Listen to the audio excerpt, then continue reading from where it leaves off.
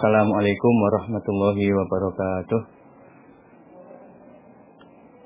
Innal hamdalillah nahmaduhu wa nasta'inuhu may yahdihillahu fala mudhillalah wa may yudlilhu fala hadiyalah. Asyhadu an la ilaha illallah wahdahu la syarikalah wa asyhadu anna Muhammadar Rasulullah sallallahu alaihi wasallam wa ala alihi wa ashabihi amma ba'du. A'udzu billahi minasyaitonir rajim. Bismillahirrahmanirrahim. Wa idz qala, dan ketika itu berkata siapa Musa, Nabi Musa, liqaumihi kepada kaumnya Nabi Musa, Bani Israel.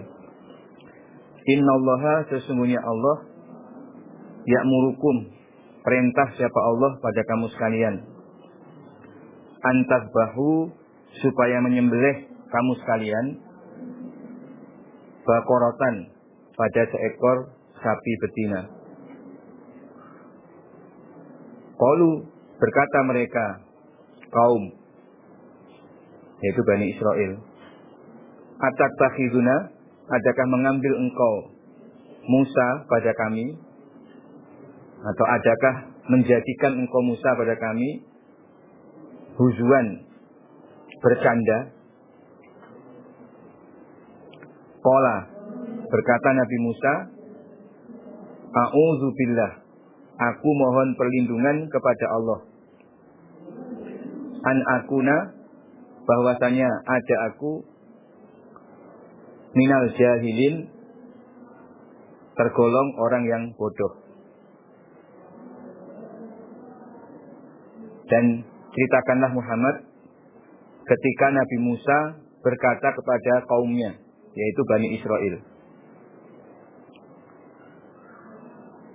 wahai Bani Israel, sesungguhnya Allah memerintahkan pada kalian untuk menyembelih seekor sapi. Jadi saat itu ada kejadian seorang laki-laki dari Bani Israel yang kaya, dia tidak punya anak, dia punya keponakan laki-laki sebagai ahli warisnya. Nah, kemudian keponakannya itu membunuh kepada dia atau pamannya. Lalu mayitnya pada malam hari digendong, digotong, diletakkan di pintu salah seorang dari Bani Israel. Sehingga keesokan harinya keponakannya itu menuduh bahwa orang yang punya rumah, yang mayit pamannya itu ada di depan pintu rumahnya, itu telah membunuh pamannya. Sehingga terjadi keributan di kalangan Bani Israel. Tentu saja si pemilik rumah dan keluarganya tidak terima dengan tuduhan itu. Tapi si keponakan ini dan keluarganya juga menuduh si pemilik rumah yang membunuh pamannya. Nah, akhirnya mereka diarahkan oleh salah seorang yang berilmu untuk datang kepada Nabi Musa dan menanyakan kepada Nabi Musa, siapa sebenarnya pembunuh dari orang kaya itu. Jadi urusan pembunuhan itu juga dilaporkan kepada Nabi Musa, padahal tidak ada saksi sama sekali. Tapi Nabi Musa juga melayani pada kaumnya, karena tidak bisa menghukumi, sebab tanpa saksi satupun. Kemudian Nabi Musa berdoa kepada Allah, ya, mohon petunjuk dari Allah bagaimana untuk membuktikan siapa pembunuh orang kaya tersebut, sebab tidak ada saksi sama sekali. Nah, kemudian Allah memberi wahyu kepada Nabi Musa, dan Nabi Musa menyampaikan kepada kaumnya bahwa untuk membuktikan siapa pembunuhnya, Allah memerintahkan kepada Bani Israel untuk menyembelih seekor sapi betina. Nah, karena itulah kemudian Bani Israel mempertanyakan, "Atattakhizuna huzwa?" Apakah engkau ini bercanda, wahai Nabi Musa? Masa urusan pembunuhan, lalu penyelesaiannya kami harus menyembelih sapi? Apa hubungannya sapi dengan pembuktian atas kasus pembunuhan ini? Apa benar itu wahyu dari Allah? Nabi Musa menjawab, "A'udzubillah an akuna minal jahilin." Saya mohon perlindungan pada Allah bahwa saya ini orang yang bodoh. Jangan sampai saya menjadi orang yang bodoh. Saya hanya sekedar menyampaikan perintah Allah kepada kamu. Allah sudah perintah, berarti kamu harus mentaati perintah Allah itu. Qalu, berkata mereka Bani Israel, "Ud'u, berdoalah engkau Musa, lana, untuk kami, Robbaka, pada Tuhan engkau, yubayyin, maka menjelaskan siapa Allah, lana, kepada kami, ma hiya, apakah dia sapi betina itu." Wahai Nabi Musa, berdoalah kepada Allah agar Allah menjelaskan kepada kami sapi betina yang bagaimana yang harus kami sembelih. Ya, kami bingung. Kami ingin penjelasan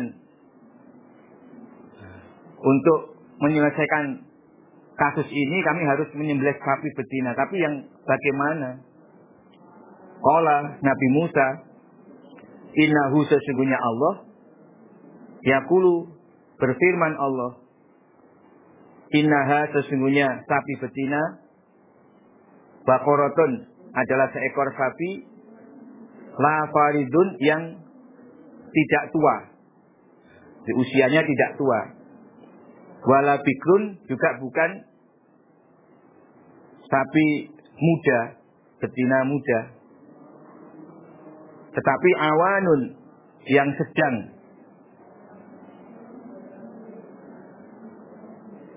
Baina zalika, di antara demikian itu, tua dan muda. Faf'alu, kerjakanlah ma tu'marun, apa yang diperintahkan kamu sekalian. Di Allah berfirman bahwa sapi yang harus disembelih itu usianya tidak tua dan tidak muda, ya, sedang-sedang saja. Maka segeralah kerjakan apa yang Allah perintahkan, tidak perlu bertanya lagi. Carilah sapi betina yang umurnya sedang. Qalu, berkata mereka Bani Israel, ud'u, berdoalah engkau Nabi Musa, lana, bagi kami, Robbaka, pada Tuhan engkau, yubayyin, maka menjelaskan siapa Allah atau Robbaka, lana, bagi kami, ma launuha, apakah warna sapi betina itu. Nah, ternyata Bani Israel belum mau melaksanakan perintah tersebut, justru bertanya lagi. Wahai Nabi Musa, tolong berdoalah kepada Allah agar Allah menjelaskan lagi warnanya apa sapi betina itu. Kalau umurnya sudah kami tahu, tapi warnanya warna apa? Qala, Nabi Musa, innahu, sesungguhnya Allah, yaqulu, berfirman Allah, Innaha, sesungguhnya sapi betina, baqaratun, sapi betina, safra, yang kuning warnanya, faqi'un, sangat kuning, launuha, warnanya, tasurru, menyenangkan. Apa sapi betina itu? An-nazirin, pada orang-orang yang memandang. Nabi Musa memberitahu, sesungguhnya Allah berfirman bahwa sapi betina yang harus disembelih itu warnanya kuning, sangat kuning, dan bukan kuning biasa, tapi kuning yang enak dipandang. Ya kira-kira seperti kuning emas begitu. Nah di sini Bani Israel justru akhirnya jatuh dalam kesulitan karena mereka terlalu banyak bertanya, tidak segera melaksanakan perintah. Sampai di sini ternyata Bani Israel masih belum puas.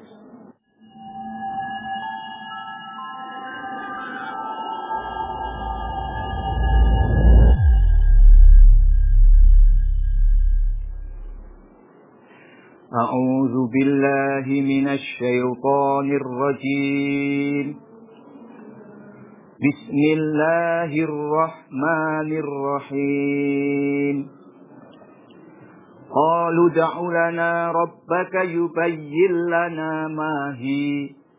Innal baqara tashabaha 'alaina wa inna insya'allahu lamuhtadun. Qala innahu yaqulu innaha baqaratun la zalulun tusilul arda wa la taskil hars musallamatul la syiyata fiha. Qalul ana ji'ta bil haqqi fadhabahuha wa ma kadu yaf'alun. Wa il qataltum nafsan faddaratum fiha wallahu mukhrijum ma kuntum taktumun. Fakulna idribuhu bi ba'dihha kadzalika yuhyillahul mauta wa yuriikum ayatihi la'allakum ta'qilun. Summa qasat qulubukum min ba'di dzalika fahiya kal hijarati aw ashaddu qaswah wa inna minal hijarati lama yatafajjaru minhul anhar wa inna minha lama yashaqqaqu fayakhruju minhul ma' wa inna minha lama yahbitu min khasyatillah wa mallahu bighafilin amma ta'malun. Afatatma'una an yu'minu lakum wa qad kana fariqum minhum yasma'una kalamallah thumma yuharrifunahu min ba'di ma aqaluhu wa hum ya'lamun. Wa idza laqul ladzina amanu qalu amanna wa idza khala ba'dhuhum ila ba'dhin qalu atuhaddithunahum bima fatahallahu 'alaikum qalu atuhaddithunahum bima fatahallahu 'alaikum liyuhajjukum bihi 'inda rabbikum afala ta'qilun. Awala ya'lamuna anna Allaha ya'lamu ma yusirruna wa ma yu'linun wa minhum ummiyuna la ya'lamunal kitaba illa amaniya wa inhum illa yazunnun fawailul lilladzina yaktubunal kitaba biaydihim summa yaquluna hadza min indillahi liyashtaru bihi thamanan qalila fawailul lahum mimma katabat aydihim wa wailul lahum mimma yaksibun wa qalu lan tamassana an-naru illa ayyaman ma'dudah qul attakhadhtum 'indallahi ahdan falan yukhlifallahu ahdah am taquluna 'alallahi ma la ta'lamun bala man kasaba sayyi'atan wa ahatat bihi khati'atuhu fa ulaika ashabun nar hum fiha khalidun walladzina amanu wa 'amilus solihati ulaika ashabul jannah hum fiha khalidun wa idh akhadna mitsaqa bani Israila la ta'buduna illallah wa bil walidaini ihsanan wa dzil qurba wal yatama wal masakin wa qulu linnasi husnan wa aqimus salata wa atuz zakah thumma tawallaytum illa qalilan minkum wa antum mu'ridun. Walhamdulillahirabbil alamin. Allahumma shalli ala Muhammad wa ala ali Muhammad. Allahumma arhamna bil Qur'an wa imamma wa huda wa nura wa rahmah. Allahumma zakkina minhu ma nasina wa allimna minhu ma jahilna warzuqna tilawatahu ana al-laili wan nahar wajhaka ya rabbal alamin. Allahumma faqihna fid din. Allahumma alimna ta'wil al-kitab. Allahumma atina al-hikmah. Allahumma inna nas'aluka al-huda wat tuqa wal afafa wal ghina. Allahumma alhimna rushdana wa a'inna min shururi anfusina. Allahumma inna nas'aluka ilman nafi'a wa rizqan thayyiban wa amalan taqabbala. Allahumma inna nas'aluka ridhaka wal jannah wa na'udzubika min sakhatika wan nar. Allahumma inna nas'aluka ridhaka wal jannah wa na'udzubika min sakhatika wan nar. Allahumma inna nas'aluka ridhaka wal jannah wa na'udzubika min sakhatika wan nar. Ya muqallibal qulub tsabbit qulubana ala dinik. Rabbana la tuzigh qulubana ba'da idh hadaitana wa hab lana min ladunka rahmah innaka antal wahhab. Rabbana hab lana min azwajina wa dhurriyyatina qurrata a'yun waj'al muttaqina imama. Allahumma ij'al awladana awladan sholihin fuqaha fid din hafizina lil kitab wa sunnah mubarakan hayatum fid dunya wal akhirah bi rahmatika ya arhamar rahimin. Allahumma inna na'udzubika minan nifaq wa su'il akhlaq wa dhiqil arzaq. Allahumma inna na'udzubika minan nusyrika bika sa'al wa nastaghfiruka lima la na'lamu.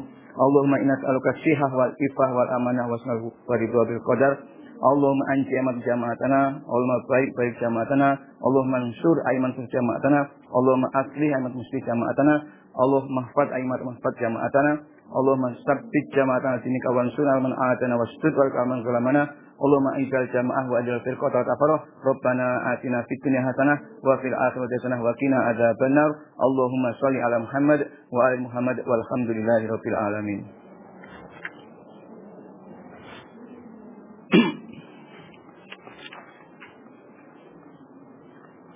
A'udzu billahi minasyaitonir rajim. Bismillahirrahmanirrahim. Qalu, berkata mereka Bani Israel, Ud'u, berdoalah engkau Nabi Musa, lana bagi kami, Rabbaka pada Tuhan engkau. Yubayyin, maka menjelaskan siapa Allah, atau Rabbaka, lana bagi kami, mahia, apakah sapi betina itu. Inal Baqarah, sesungguhnya sapi, tasyabaha, serupa alaina atas kami. Wa inna dan sesungguhnya kami insya Allah jika menghendaki siapa Allah la muhtadun niscaya orang yang mendapat petunjuk. Wahai Musa, berdoalah sekali lagi kepada Allah agar Allah menjelaskan bagaimana persisnya sapi yang harus kami sembelih. Sebab bagi kami masih belum jelas. Sapi itu masih belum jelas. Insya Allah kami akan mendapat petunjuk. Kami akan bisa mendapatkan sapi yang Allah kehendaki itu. Qala berkata Nabi Musa, innahu sesungguhnya Allah yaqulu berfirman Allah, innaha sesungguhnya sapi adalah baqaratun sapi betina la zalulun yang tidak hina tusiru membajak apa sapi al-ardo pada tanah. Jadi sapi betina ini tidak pernah digunakan untuk membajak sawah. Wala taski dan tidak mengairi apa sapi al-harfa pada tanaman. Musalamatun diselamatkan dari berbagai macam cacat, termasuk dari bekas-bekas pekerjaan. Jadi memang sama sekali tidak pernah dibuat kerja, sehingga tidak ada lecet ataupun memar-memar. La syiyata fiha, tidak ada cacat fiha dalam sapi itu. Nah, karena Bani Israel minta sapi yang rinci, akhirnya Allah juga memberikan perintah sampai detail. Allah jelaskan sapi betina itu sapi yang tidak pernah dipergunakan untuk kerja. Jadi sejak lahir, masa kecil sampai umur sedang itu belum digunakan untuk kerja sama sekali. Masih dipelihara di rumah. Nah, kira-kira begitu. Sehingga tidak ada cacat dan bekas-bekas pernah digunakan untuk bekerja. Qalu berkata mereka, Bani Israel, al-an sekarang kita telah mendatangkan engkau Musa bil haqi dengan kebenaran. Ya, kalau begitu sekarang telah jelas, berarti memang engkau telah menyampaikan perintah Allah dengan benar. Jadi semakin rinci Bani Israel merasa semakin yakin berarti ini adalah perintah Allah. Padahal justru semakin berat bagi mereka untuk melaksanakan. Seharusnya ketika pertama kali Nabi Musa menyampaikan innallaha ya'murukum an tadbahu baqarah, mereka kalau langsung melaksanakan menyembelih seekor sapi betina, berarti sudah melaksanakan perintah. Mereka bisa mencari sapi betina yang bagaimana saja sesuai dengan yang Allah perintahkan untuk menyembelih seekor sapi betina. Nah, inilah ulah Bani Israel yang akhirnya memperberat diri mereka sendiri. Sehingga mereka harus mencari sapi dengan ciri-ciri yang sudah Allah perintahkan, yaitu usianya tidak tua tidak muda, warnanya kuning, sangat kuning menyenangkan, seperti kuning emas, dan tidak ada cacat, tidak pernah digunakan untuk bekerja. Fadzabahuha, maka menyembelih mereka Bani Israel pada sapi betina itu, wa makadu, dan hampir tidak mereka yaf'alun, mengerjakan mereka. Akhirnya mereka berhasil juga menyembelih sapi betina sesuai dengan ciri-ciri yang Allah perintahkan. Tapi wa makadu yaf'alun, hampir saja mereka tidak bisa melaksanakannya. Jadi menurut riwayat, mereka baru menemukan sapi itu setelah 40 tahun kemudian. Betapa lamanya. Dikisahkan ada seorang solih dari kalangan Bani Israel memiliki seekor sapi yang dilepas di hutan. Ketika dia akan wafat, dia wasiat kepada istrinya, kalau nanti anaknya sudah besar, sapi itu adalah milik anaknya. Jadi sapi betina itu sengaja dilepas di hutan, tidak pernah dibuat kerja, bebas makan,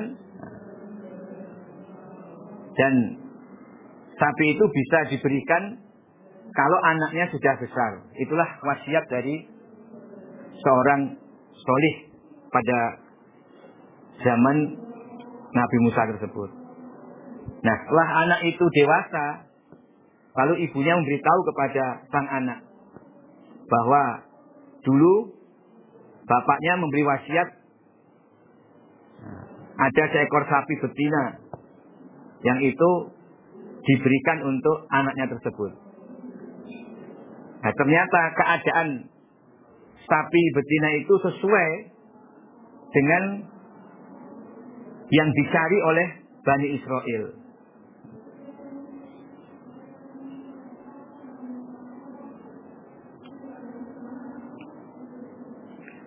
Jadi akhirnya Bani Israel ketemu dengan si anak ini yang mempunyai sapi seperti ciri-ciri yang diperintahkan oleh Allah itu setelah 40 tahun kemudian. Lalu setelah menemukan sapi itu terjadi tawar-menawar. Dan harga yang disepakati yaitu emas sepenuh kulit sapi tersebut. Jadi memang ini sapi istimewa, ya, yang memiliki seorang anak ini anak yang solih juga. Dia sangat menghormat kepada ibunya. Jadi barokahnya anak yang berbuat baik kepada orang tua, khususnya ibu, ya, dia akhirnya menjadi kaya raya, yaitu mendapatkan emas sebesar sapi yang dia miliki.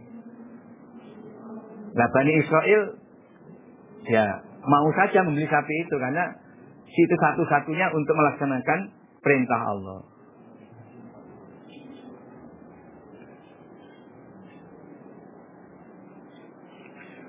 Wa'id, dan ketika itu qataltum, membunuh kamu sekalian, nafsan pada seseorang, faddarotum, maka bertengkar kamu sekalian, fiha, di dalam diri orang itu. Walau adapun Allah mukhrijun, zat yang mengeluarkan, ma pada apa-apa, kuntum yang ada kalian, faktumuna, menyimpan kalian.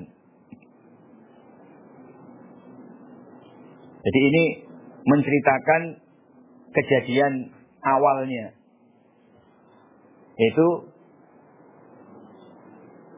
kamu membunuh seseorang. lalu kamu bertengkar untuk menemukan siapa pembunuh orang tersebut. Nah, Allah akan mengeluarkan apa yang kamu sembunyikan. Maksudnya Allah akan menunjukkan siapa sebenarnya pembunuh itu. Ini ceritanya seperti yang sudah saya sampaikan sebelumnya, yaitu ada seorang kaya,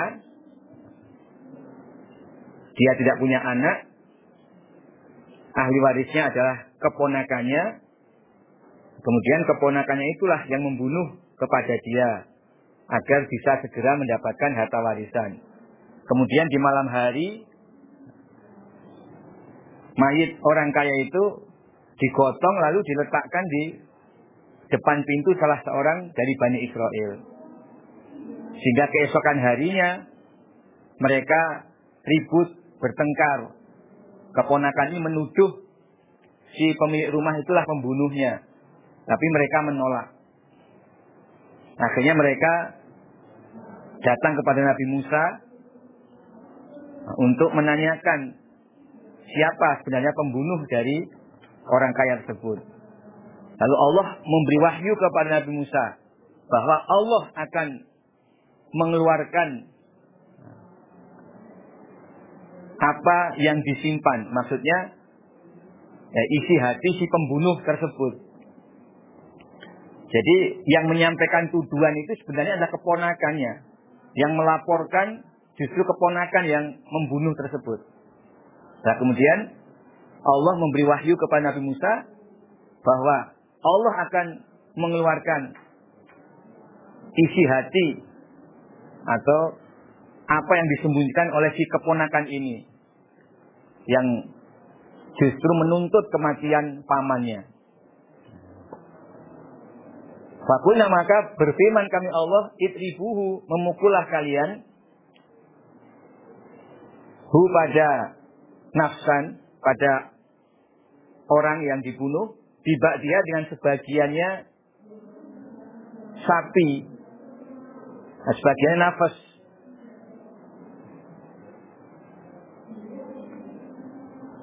Maksudnya bagian ekornya sapi.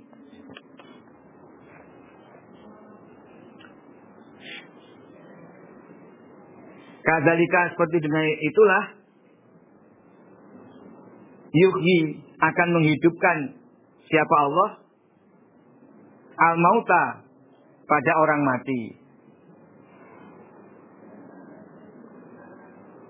wa yurikum, dan memperlihatkan siapa Allah pada kalian ayatihi, pada ayat-ayatnya Allah, la'alakum, agar kalian ta'qiluna, berpikir kalian.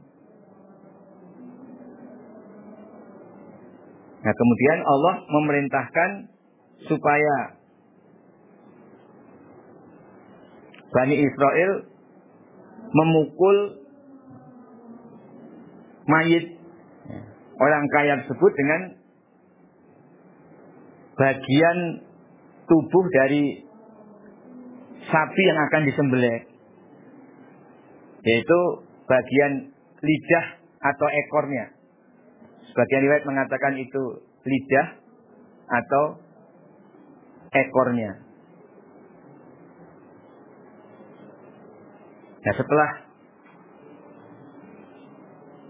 ekor atau lidah sapi itu dipukulkan kepada orang tersebut, lalu orang itu hidup lagi. Nah, kemudian orang kaya itu bisa bicara, cerita kepada Nabi Musa dan kepada orang-orang Bani Israel bahwa sebenarnya yang membunuh dirinya adalah keponakannya sendiri. Itu keponakannya yang justru sebelumnya menuntut. Akhirnya terbongkarlah rahasia dari keponakan yang dia membunuh pamannya untuk mendapatkan warisan. Itulah salah satu kisah tentang Baqarah, yaitu sapi betina yang kemudian kisah ini menjadi nama dari surat yang kedua ini. Di nama Al-Baqarah diambil dari kisah ini. Nah, kadzalika sebagaimana Allah bisa menghidupkan orang kaya yang sudah mati itu. Nah, ini sebagai bukti. Allah bisa menghidupkan orang kaya yang sudah mati untuk memberitahukan siapa pembunuhnya. Walaupun kemudian orang kaya itu lalu mati lagi, memang dia sudah ajalnya. Allah hidupkan hanya sementara untuk pembuktian. Dan seperti demikian itu, nanti Allah juga akan bisa menghidupkan orang-orang yang sudah mati. Yaitu Allah bangkitkan dari kubur. Dan demikian itu Allah memperlihatkan ayat-ayat Allah. Wa yurikum ayati. Allah menunjukkan tanda kekuasaan Allah agar manusia berpikir sehingga yakin bahwa memang Allah Maha Kuasa untuk menghidupkan manusia yang sudah mati. Nah, sebagai salah satu buktinya, ya Allah menunjukkan kepada Bani Israel ada orang yang sudah mati terbunuh, kemudian bisa hidup lagi dan bisa bercerita siapa pembunuhnya. Itu memang Allah tunjukkan. Jadi samping untuk menjawab pertanyaan Bani Israel dan mencegah terjadinya pertengkaran karena saling tuduh tanpa saksi, itu sekaligus Allah akan menunjukkan ayat Allah, tanda kuasaan Allah, bahwa memang Allah kuasa untuk menghidupkan orang yang mati agar manusia berpikir.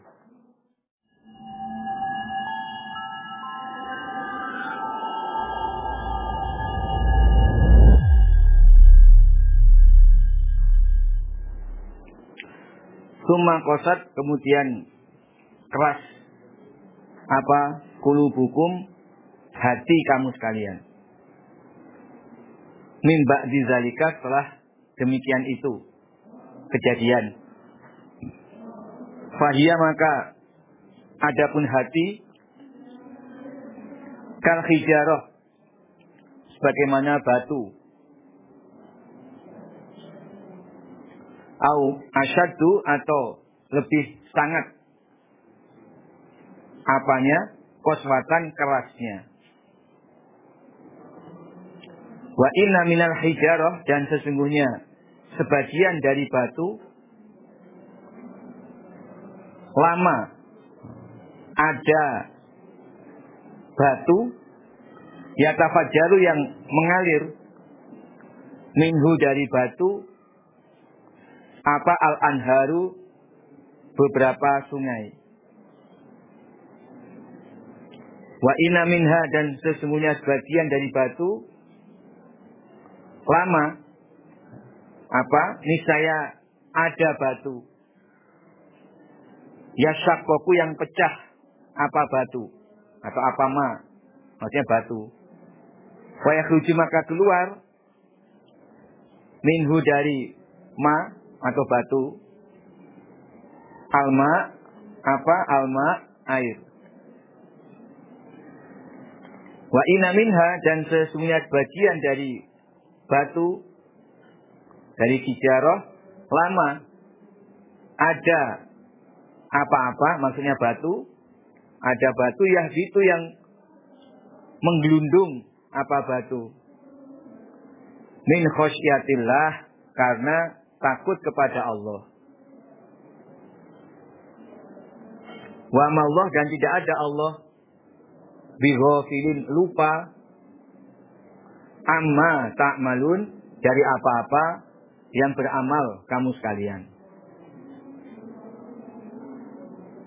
Nah, setelah kejadian atau peristiwa Allah menghidupkan orang kaya yang mati untuk menunjukkan siapa pembunuhnya, seharusnya Bani Israel semakin yakin pada kekuasaan Allah dan semakin bisa taat kepada Allah. Tetapi ternyata tidaklah demikian. Setelah kejadian itu justru hati kamu sekalian, Bani Israel, menjadi keras. Justru semakin keras. Tidak mau iman.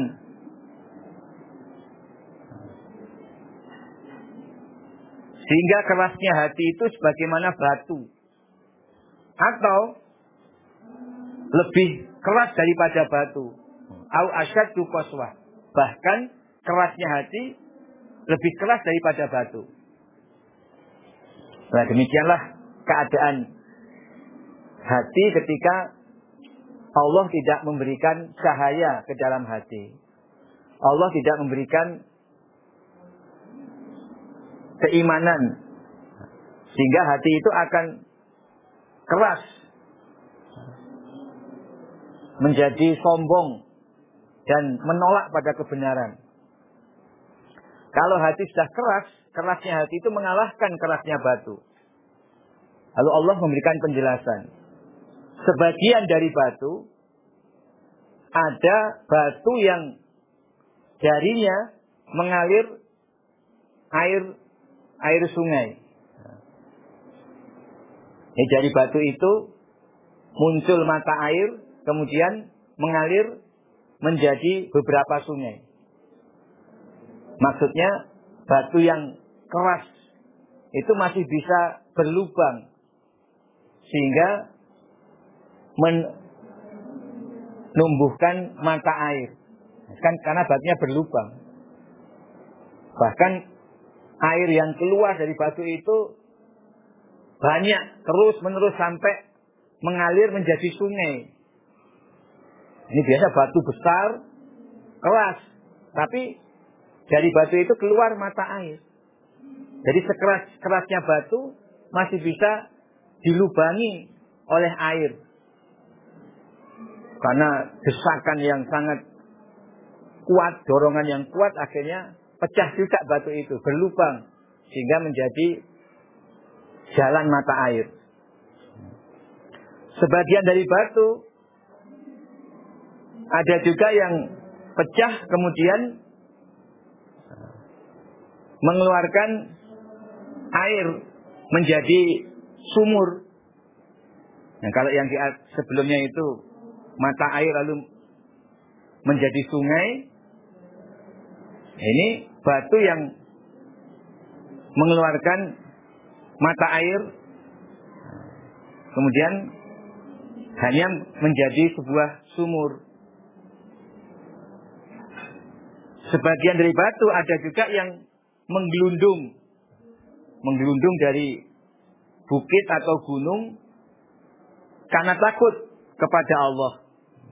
Jadi sesungguhnya batu itu pun juga mentaati perintah Allah. Ya. Kalau ada batu menggelundung, berarti dia takut kepada Allah, mentaati perintah Allah. Nah, hati kalau sudah keras, menjadi sombong, dia tidak bisa menerima cahaya iman.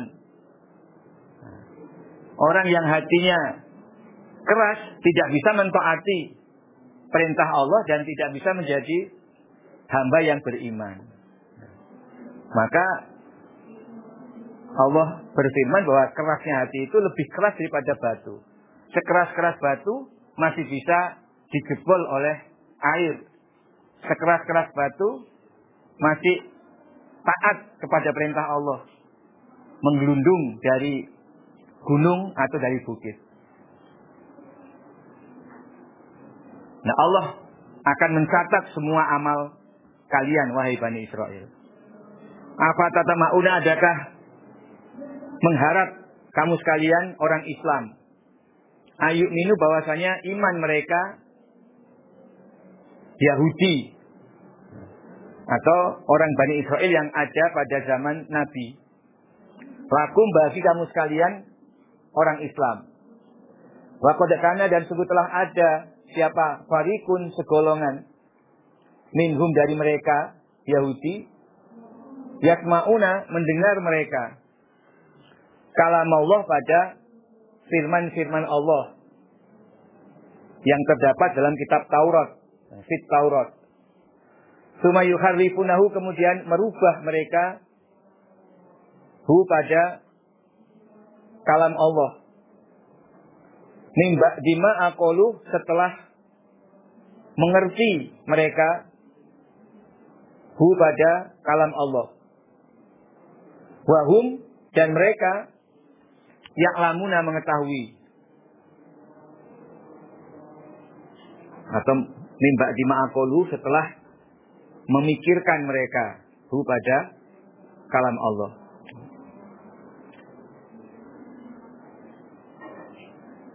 Nah, setelah Allah menjelaskan kerasnya hati orang-orang Bani Israel, nah kemudian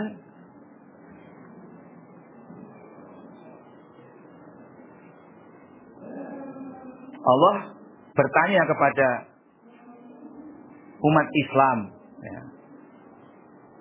yang menghadapi Bani Israel yang ada pada zaman mereka, yaitu kelompok orang-orang Yahudi ini. Wahai orang-orang Islam, pengikut Nabi Muhammad SAW, apakah kalian berharap orang-orang Yahudi itu akan beriman, percaya pada kalian, lalu mau masuk agama Islam seperti kalian? Padahal sebagian dari mereka, yaitu ulama-ulama mereka, mendengar firman Allah dalam kitab Taurat, kemudian mereka rubah firman Allah itu. Setelah mereka mengerti, setelah mereka memikirkannya, dan mereka menguasai ilmunya. Jadi ulama-ulama Bani Israel, ulama-ulama Yahudi, mereka sengaja telah merubah isi kitab Taurat, yaitu ayat-ayat yang menerangkan sifat-sifat kenabian Nabi Muhammad SAW. Ini mereka hilangkan, mereka hapus. Itu diantaranya. Agar orang-orang awam dari Yahudi tidak mengerti bahwa sebenarnya Al-Quran itu hak. Nabi Muhammad itu seorang Rasul dan sudah diterangkan dalam kitab Taurat. Nah, kalau ulama-ulamanya saja sudah berani merubah ayat yang sudah mereka dengar, mereka kaji, mereka pahami dalam kitab Taurat, sengaja mereka rubah. Nah, ketika ulamanya demikian, apakah kamu masih berharap bahwa mereka kalangan Yahudi mau iman, mau masuk Islam? Ya, tidak usah kamu harapkan, maksudnya. Sebab apa? Jadi ulama Yahudi di samping mereka merubah isi kitab suci Taurat, mereka memang sengaja membiarkan umatnya dalam keadaan bodoh dari kitab suci Taurat. Mereka tidak pernah atau jarang sekali untuk mengajarkan kitab Taurat kepada umat mereka. Jadi cara mereka membimbing umat itu mengajak umatnya untuk taklid saja, percaya kepada ulama-ulama, mengikuti kata-kata ulama tanpa mengaji dari kitab suci. Nah, itulah keadaan kaum Yahudi. Jadi orang awam dibiarkan bodoh dari kitab suci, mereka tidak ajarkan, nah, sedangkan ulamanya berkhianat, mereka merubah ayat-ayat dalam kitab suci. Nah, kalau sudah demikian, apa yang bisa diharapkan dari orang Yahudi untuk mau masuk Islam? Sudah sangat sulit. Dan kenyataannya tidak banyak orang Yahudi yang masuk Islam. Dalam hadis Bukhari sampai Rasulullah SAW bersabda, "Lau amana asrotun minal Yahud, la amana bi al Yahud." Andaikan saja ada 10 tokoh Yahudi, 10 ulama Yahudi mau iman, mau masuk Islam, tentu umat Yahudi akan ikut masuk Islam. Karena Nabi tahu keadaan orang Yahudi ini, mereka taklid, buta. Orang awamnya tidak mengerti ilmu dari kitab suci.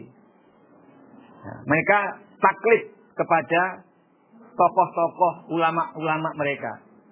Maka kuncinya ada pada ulama-ulamanya, tokohnya. Kalau tokohnya ini mau masuk Islam, akan diikuti oleh kaumnya. Tapi kalau tokohnya tidak mau masuk Islam, maka ya jangan diharapkan kaumnya akan masuk Islam. Sebab mereka itu orang-orang yang sudah biasa taklid. Wa idza laqu, dan ketika ketemu mereka, alladzina amanu, pada orang yang beriman, yaitu orang Islam, qalu, maka berkata mereka, orang-orang Yahudi, amanna, iman kami. Wa idza qala, dan ketika kembali siapa ba'dhum, sebagian mereka, ila ba'din, pada sebagian, qalu, maka berkata mereka ba'din, atuhaddisunahum, adakah bercerita kamu sekalian ba'duhum, hum, pada mereka orang-orang iman atau orang Islam, bima, dengan apa-apa, fataha, yang telah membukakan siapa Allah alaikum, atas kamu sekalian, yuhajjukum, agar membantah mereka orang-orang iman atau orang Islam pada kalian, yaitu ba'duhum, bihi, dengan ma fatahallah, inda rabbikum, di sisi Tuhan kalian, maksudnya di akhirat. Afala ta'qilun, adakah maka tidak berpikir kalian? Jadi ketika sebagian orang-orang Yahudi bertemu dengan orang iman, yaitu orang Islam, mereka berkata, amanna, kami iman, kami Islam. Tetapi ketika sebagian orang ini lewat pada ulamanya atau pemimpinnya, jadi ba'din itu maksudnya ulama mereka atau pemimpin mereka, sedangkan ba'duhum ini adalah umatnya, pengikutnya. Jadi para pengikutnya ini ketika ketemu orang Islam, mereka menyatakan kami iman, kami Islam. Tapi ketika mereka kembali pada ulama mereka atau pemimpin mereka, maka pemimpin mereka berkata, apakah kamu menceritakan kepada orang-orang Islam dengan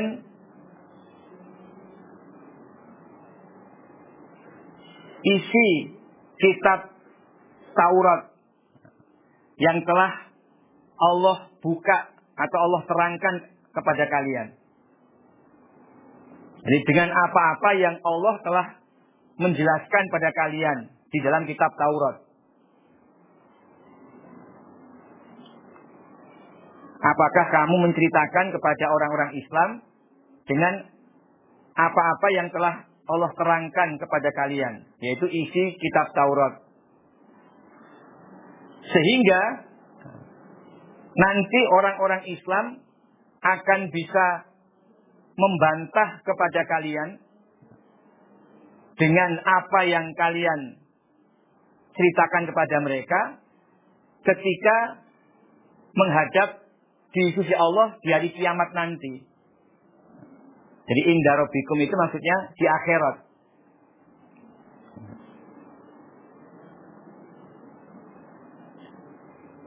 Jadi ulamanya ini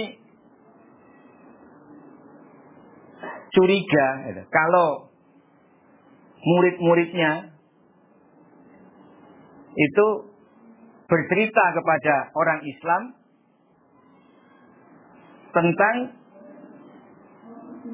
isi yang ada dalam kitab Taurat. Ya baik sebagian ayat yang nantinya apa yang mereka ceritakan kepada orang Islam itu akan menambah hujahnya orang Islam untuk membantah kepada orang Yahudi pada hari kiamat nanti.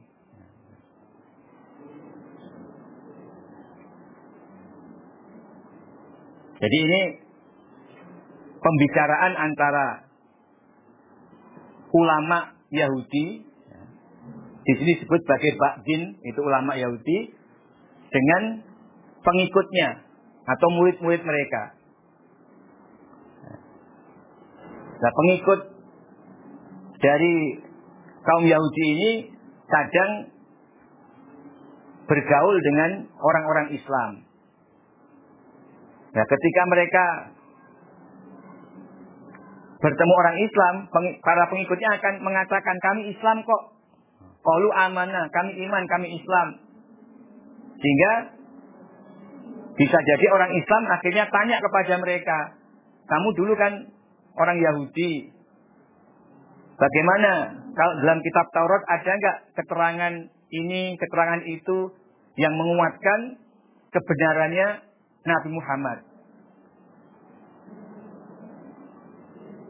Nah, maka ketika muridnya ini kembali kepada ulamanya atau pemimpinnya, nah, pemimpinnya ini mengkhawatirkan jangan-jangan sebagian dari murid-murid mereka ada yang membuka rahasia atau menceritakan tentang sebagian ayat yang ada dalam kitab Taurat. Yang nanti ayat itu bisa akan menambah hujah bagi orang Islam untuk membantah orang Yahudi pada hari kiamat. Nah, gitu.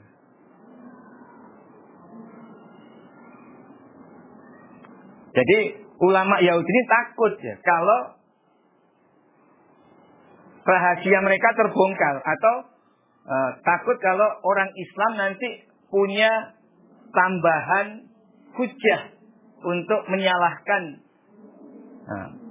ulama Yahudi ini ketika di akhirat dengan bukti bahwa mereka mengetahui bahwa sebagian isi kitab Taurat itu ada yang menguatkan kebenaran Nabi Muhammad dan Al-Quran sebenarnya.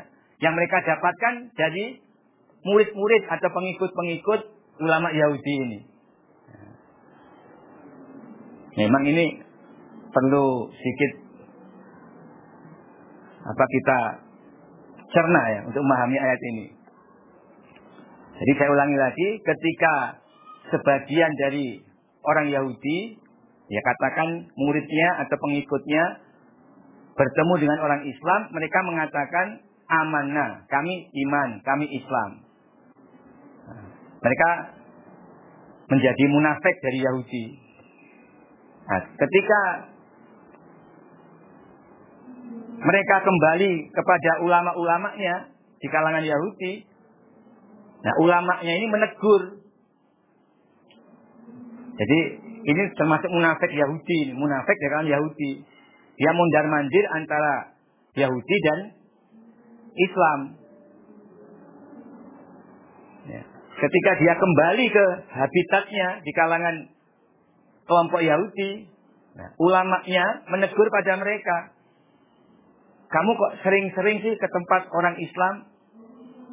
Nah, jangan-jangan ketika kamu di sana, ya, kamu nggak merasa kamu ditanya sesuatu, lalu kamu menceritakan kepada mereka tentang apa yang sudah Allah jelaskan kepada kamu dalam kitab Taurat. Sehingga karena ceritamu itu, orang Islam jadi mengerti apa yang ada dalam kitab Taurat. Nah, yang mungkin itu membenarkan Al-Quran dan membenarkan kenabian Nabi Muhammad. Nah, sehingga dengan apa yang kamu ceritakan kepada orang Islam akan menjadi tambahan hujah bagi mereka orang Islam untuk membantah kamu pada hari kiamat nanti. Afala ta'qilun.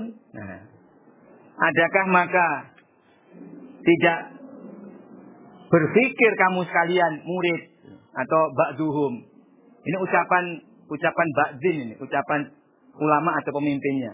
Apa kamu nggak berpikir kalau kamu itu ceroboh dengan kamu sering bergaul dengan orang Islam, akhirnya nggak terasa kamu menceritakan rahasia yang ada dalam kitab Taurat yang itu bisa menguatkan hujah orang Islam. Apakah kamu nggak berpikir bahwa perbuatanmu itu bisa menambah kuat hujahnya orang-orang Islam di sisi Allah nanti dari kiamat? Awala ya'lamuna, adakah tidak mengetahui mereka Yahudi anallaha, sesungguhnya Allah ya'lamu, mengetahui siapa Allah, ma yusirun, pada apa-apa yang merahasiakan mereka, wa ma yu'linun, dan pada apa-apa yang menampakkan mereka. Apakah mereka tidak mengetahui bahwa Allah mengetahui apa-apa yang mereka rahasiakan dan apa-apa yang mereka tampakkan? Jadi ini berkaitan dengan ucapan ulama Yahudi atau pemimpin Yahudi kepada pengikut mereka dalam ayat yang di atas tadi. Jadi para ulama Yahudi sangat ketakutan kalau murid-murid mereka menyampaikan kepada orang-orang Islam rahasia yang ada dalam kitab Taurat. Sehingga mereka memarahi kepada murid-muridnya. Jangan sampai sering-sering bergaul dengan orang Islam, apalagi sampai menceritakan isi kitab Taurat. Nah, mereka melakukan itu apakah tidak tahu bahwa Allah sebenarnya mengetahui apa yang mereka rahasiakan dan apa yang mereka tampakkan? Jadi walaupun mereka berusaha menutup-nutupi, berusaha merahasiakan, tapi Allah tahu. Mereka ketakutan kalau nanti umat Islam akan mempunyai hujah yang kuat ketika menghadap di sisi Allah. Padahal sebenarnya walaupun orang Islam tidak menyampaikan hal itu kepada Allah nanti pada hari kiamat, Allah juga sudah tahu bahwa ulama-ulama Yahudi ini menyembunyikan kebenaran.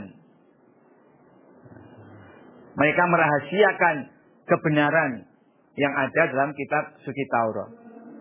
Itulah perilaku dari ulama Yahudi yang sangat takut pengikutnya masuk Islam.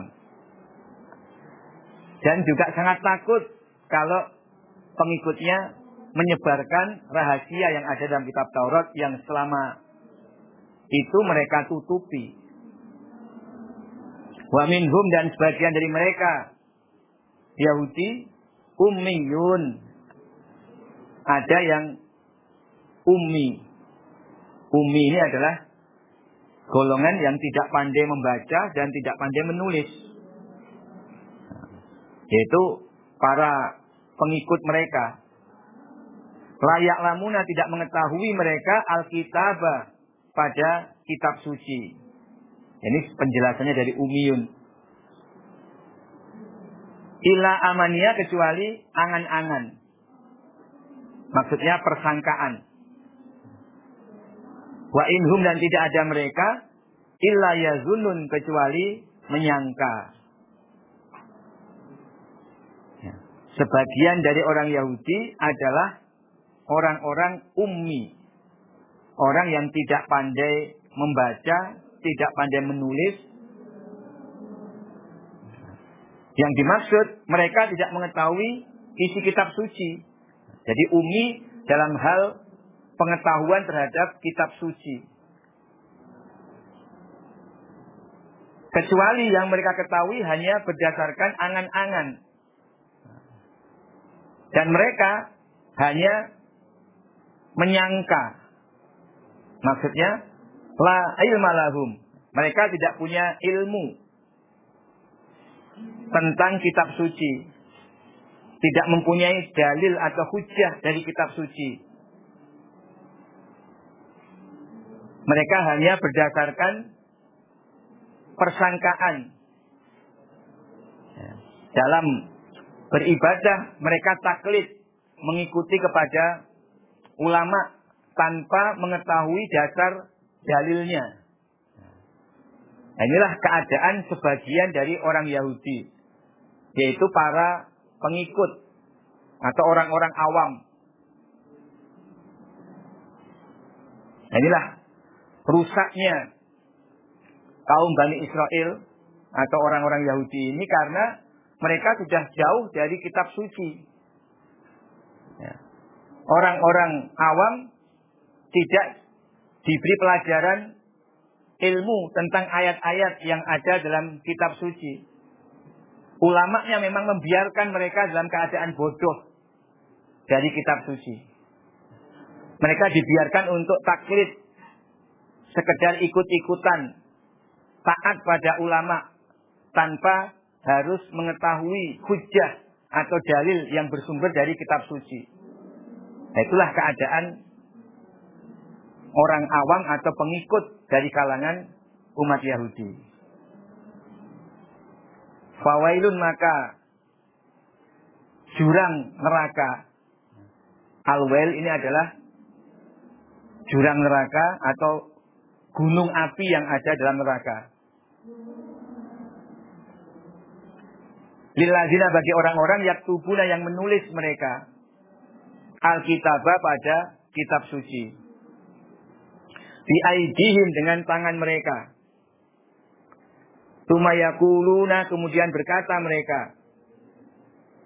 Haza, ini kitab suci yang mereka tulis. Haza, ini kitab suci yang mereka tulis. Min indillah, adalah dari sisi Allah. Liyastaru, untuk menukarkan mereka bihi, dengan kitab suci yang mereka tulis, samanan qalilan, pada harga yang sedikit, yaitu harta keduniaan. Fawailun, maka jurang neraka atau gunung neraka, lahu, bagi mereka, mimma katabat, dari apa-apa yang menulis apa aidihim, tangan mereka. Wa wailun, sampai 3 kali diulang, dan jurang neraka atau gunung neraka, lahum, bagi mereka, mimma yaksibun, dari apa-apa yang berbuat mereka.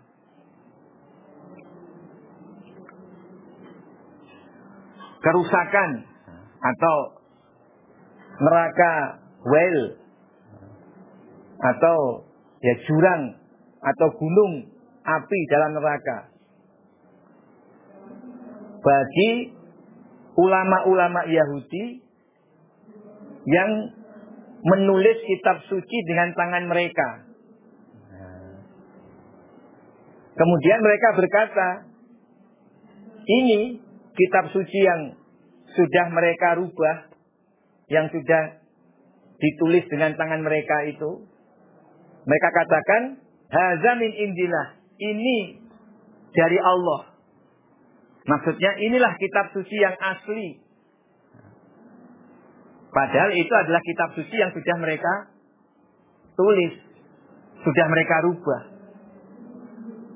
Nah, demikian itu mereka lakukan hanya untuk mendapatkan harta keduniaan.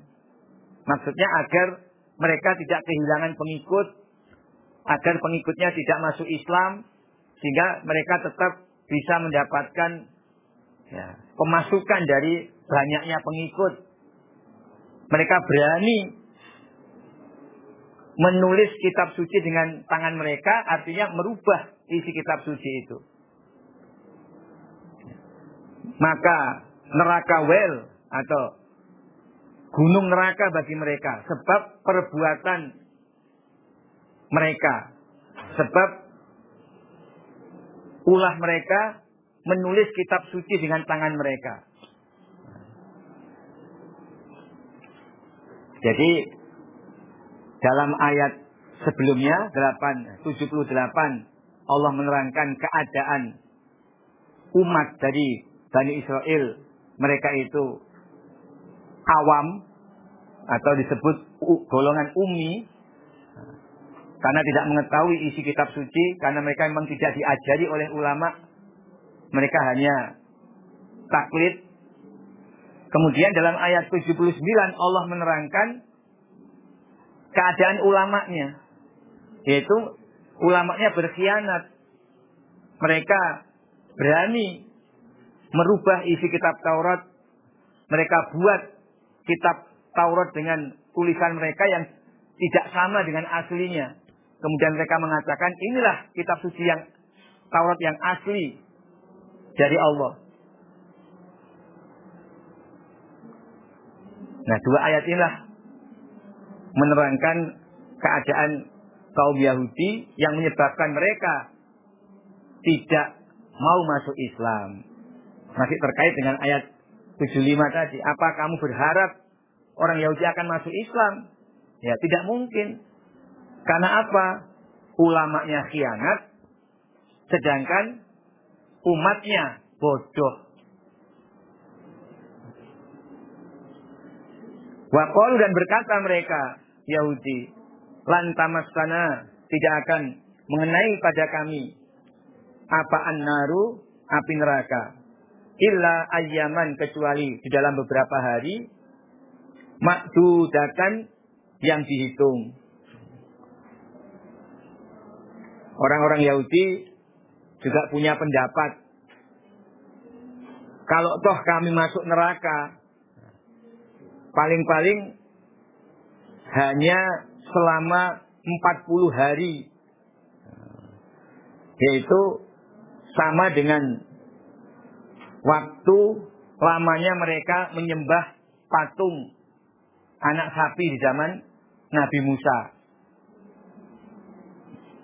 Jadi neraka tidak akan menyentuh kami kecuali beberapa hari saja. Itu hanya 40 hari saja. Itu kata orang-orang Yahudi. Kul, katakan Muhammad, attakhadtum, adakah mengambil kalian indallah, di sisi Allah, ahdan, pada janji, fala yukhlifa, maka tidak akan mengingkari siapa Allah, ahdahu, pada janji Allah. Kalian mengatakan kalau toh masuk neraka paling lama hanya 40 hari. Apakah demikian itu memang ada janji dari Allah? Kalau memang ada janji dari Allah, maka tidak mungkin Allah mengingkari janjinya. Kalau itu memang ada. Ataukah takuluna, berkata kalian, Allah, atas Allah, mala ta'lamun, pada apa-apa yang tidak mengetahui kalian. Atau ucapan kalian itu hanyalah ucapan tanpa berdasarkan ilmu. Jadi kalian berkata tentang urusan Allah dengan tidak berdasarkan ilmu atau tidak ada dalilnya. Nah, tentu saja ya yang mereka ucapkan itu tidak ada dalilnya. Karena Allah juga tidak pernah menjanjikan bahwa di neraka hanya 40 hari, tidak ada. Itulah pendapat ngawur mereka. Bala, iya. Ya, kekal. Tidak hanya 40 hari. Tapi, ya, kekal. Yaitu, man barang siapa kasabah yang berbuat sayiatan pada kejelekan. Wa ahapot dan meliputi bihi dengan kejelekan itu. Apa? Khoti'atuhu. Kesalahan-kesalahannya man, orang. Barang siapa yang berbuat kejelekan, kemudian kesalahan-kesalahannya meliputi pada orang. Nah, bihi dengan orang ya. Dan meliputi bihi dengan orang apa? Khoti'atu kejelekan-kejelekannya itu. Maksudnya kejelekan yang paling besar, yaitu syirik. Sehingga karena syiriknya dosanya tidak terampuni lagi. Ya. Kebaikan-kebaikannya jadi lebur karena dosa-dosanya syirik tersebut. Faulaika maka mereka itu ashabun nar, penghuni neraka. Hum adapun mereka fiha di dalam neraka khalidun, orang-orang yang kekal. Jadi yang dimaksud sayiatan, kejelekan, kemudian kejelekannya ini bisa meliputi orang tersebut, itu adalah perbuatan syirik. Karena dengan syirik, maka semua kebaikan orang itu tidak ada artinya. Berarti kalau dirangkaikan kalimat ini, barang siapa berbuat syirik, maka mereka itu adalah penghuni neraka dan kekal di dalam neraka. Walladzina amanu adapun orang-orang yang beriman wa amilu dan mengerjakan mereka as-sholihat pada kebaikan-kebaikan, ulaika mereka itu ashabul jannah adalah penghuni surga. Hum mereka fiha di dalam surga khalidun adalah orang-orang yang kekal. Sebaliknya orang-orang yang beriman dan beramal solih, maksudnya beramal solih itu ya mengerjakan syariat Allah yang terdapat dalam kitab suci, mengerjakan kewajiban-kewajiban yang ada dalam kitab suci, maka mereka lah penghuni surga, mereka kekal di dalam surga. Alhamdulillah, jazakumullahu khairan. Assalamualaikum warahmatullahi wabarakatuh.